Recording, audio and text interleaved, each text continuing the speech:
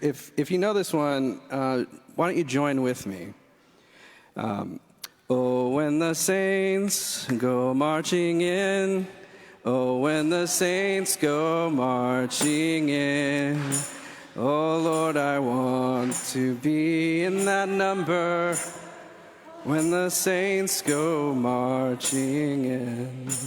Wow. All right. That's good. Yeah.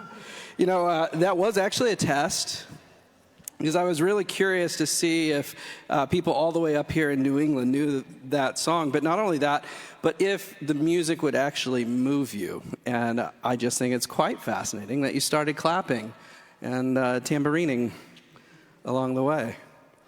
It's like an irresistible groove to it, I suppose. When the Saints Go Marching In is a cultural fixture. Even though we don't know the precise origins, we know that it has deep roots in New Orleans, the birthplace of jazz. And it seems that it may be a conglomeration of a couple or maybe even several old black spirituals and folk songs in the call and response tradition. From there, the song made its way as a gospel hymn, and it was sung more solemnly, more slowly, reverently in worship services and at funerals. And eventually it was recorded by different groups, but it didn't truly catapult into the national consciousness until Louis Armstrong's legendary version in 1938. Does anyone remember when that came out? Wait, did somebody? Yeah? All right, yeah. I love that. Since then, an assortment of famous jazz musicians have recorded it on their albums or included it in their repertoires at live venues. But it's also played at various sporting events, with some reports estimating more than 100 football, what we call soccer, football clubs using it to rally their crowds, adapting the lyrics to favor their home team. Oh, when the Spurs or Reds or Yanks go marching in. The NFL team, the New Orleans Saints, were named after the song. And apparently, I learned this week, my alma mater, Baylor University, ever the good old Baptists, used this as their school fight song. And you've even had at least one pastor in your history who played it on his saxophone in a Mardi Gras parade in 9th grade. I found that in the archives. When the Saints Go Marching In has morphed so much in style and usage, while also remaining tethered to its melody, that it ends up being a living metaphor, a 100-year-long example of how jazz songs rove at a live venue, how they're anchored to a melody or what's called the head, but evolve and improvise and adapt from there. And as chaotic as it can feel, there are actually rules and structures guiding those musicians. Everything from key changes to tempos to taking turns. In some ways, we can look at the scriptures in a similar light. So many books and authors, so many contexts and folk tales, so many topics and stories that made their way into a form and shape we have today, and which we then take and try to adapt to our own lives, while also trying to remain anchored to the head, the inspiration of God's Spirit. We try the best we know how. We take the next step in our series today, Rediscovering the Bible, exploring the book of Numbers. And as the intermissio explained, the story is picking up right after the people have spent a year at Mount Sinai receiving the law. They've escaped Egyptian slavery, and they're hoping for the promised land. Amid the guidance for counting the people of each tribe, we come across this instruction that Lynn read, that was instruction for Aaron in how to bless the people with those familiar words. I'll read again. May the Lord bless you and keep you. May God's face shine upon you and be gracious to you. May God lift up God's countenance upon you and give you peace. Many of us know these words as the most common benediction offered at worship services, at the end of worship services. But what's striking is that it is surfacing here in the earliest chapters of the book, which suggests that at least as far as the author is concerned, this blessing wasn't intended as a benediction, but a beginning, which makes it then a lens or filter through which we read and hear the stories that follow. It unlocks the book, in a way, shifting it from a tragedy where the people don't reach the promised land, spoiler alert, to one where you can witness God's presence and blessing along the way, even when the people seem to miss it themselves. And that's important because of the context in which much of the book was likely composed or compiled. You'll remember this well when we studied Genesis and Exodus. What is the likely setting of the audience of the book of Numbers? It's probably Babylonian captivity. And if you were to put yourselves in their shoes, what would you most need to hear if your nation was conquered and you were shipped off to a foreign land and culture? Maybe that God will bless you and keep you. That God's face will shine upon you and give you peace. That God isn't dead or limited by location, but is present in any predicament or place you find yourself.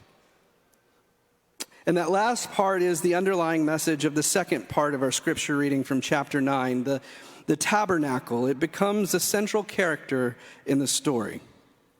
It's the place of worship, but it's also a place of dwelling for God.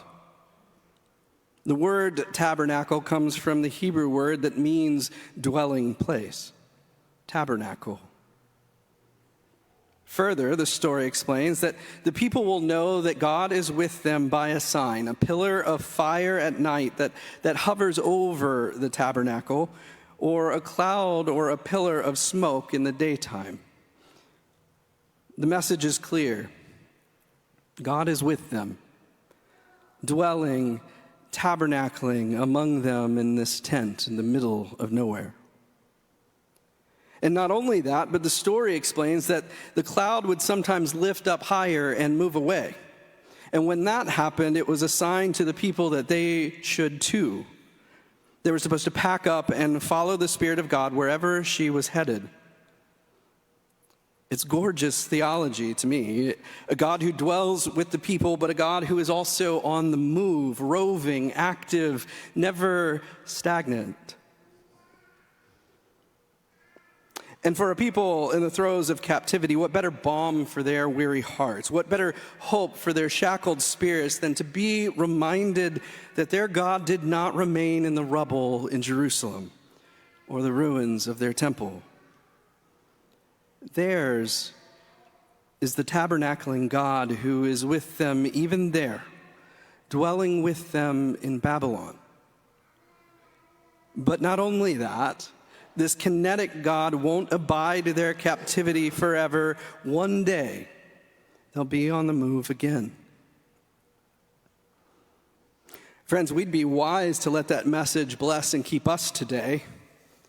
That idea of a tabernacling God.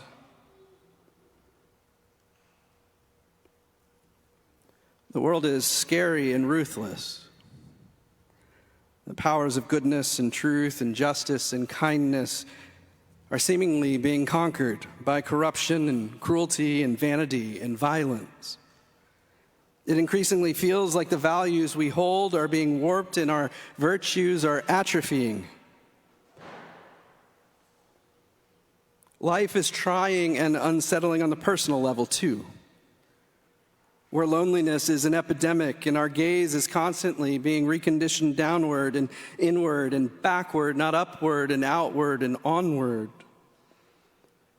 Where our aspirations accede to anxiety and where our worth is measured by the expectations and accomplishments of others and not our own joys and efforts and beliefs. It's a daunting and unpredictable time for churches, too. Only a generation or two removed from what we like to think was the heyday of our faith, when cathedrals like ours were being built and the pews and purse were full. Those were the days when attendance and involvement were booming. But I ask you, why? Why are those the glory days? Why is that the metric?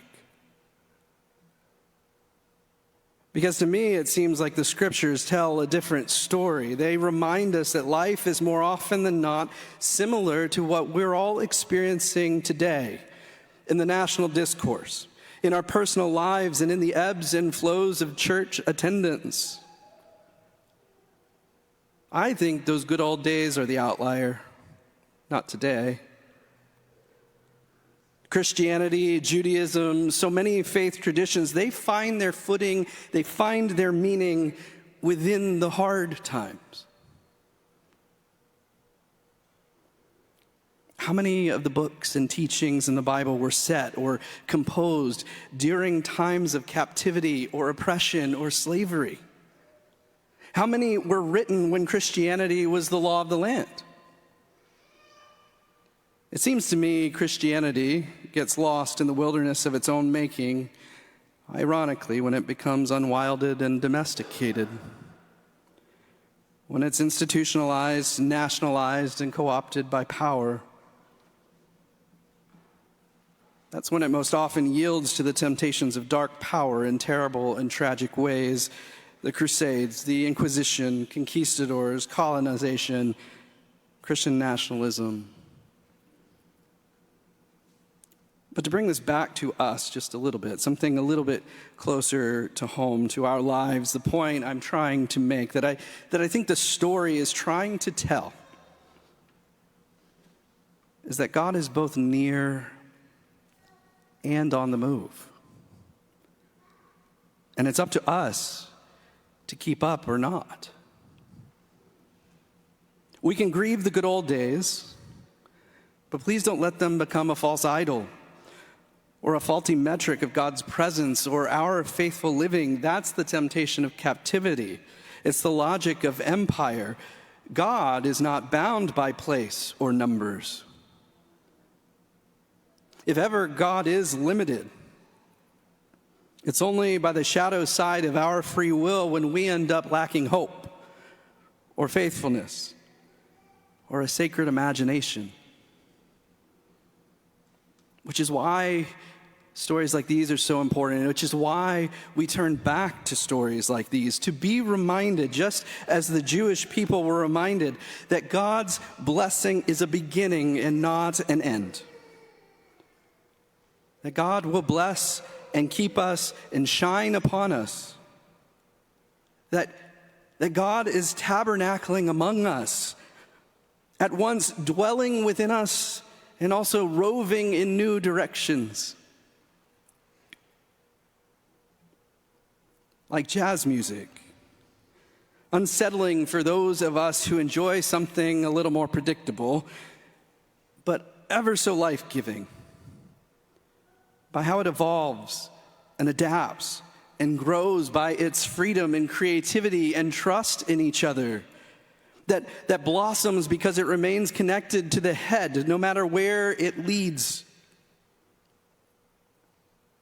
Like When the Saints Go Marching In, a song so old and familiar we can't trace its origins. A song so meaningful. It's accompanied worship services and funerals and vinyl albums for generations. A song that the jazz band plays somberly, solemnly, as they lead the people to the graveside. But a song that band begins to pick up again on the way out, playing louder, more boisterously, leading the people on their way out. The Tabernacling God is like this. A song that blesses and keeps you. A song that shines upon you, that gives you peace. A song that once it gets inside you, you can't help. It can't help but make you move.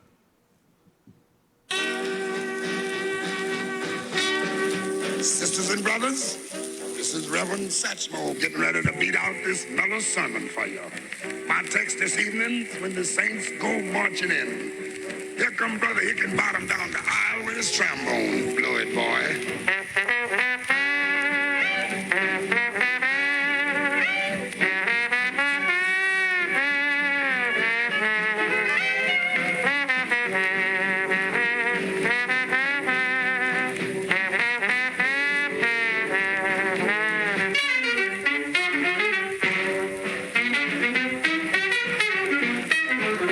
When the saints go marching in, now when the saints go marching in, yes, I want to be in that number when the saints go marching in. Blow it, Brother Holmes.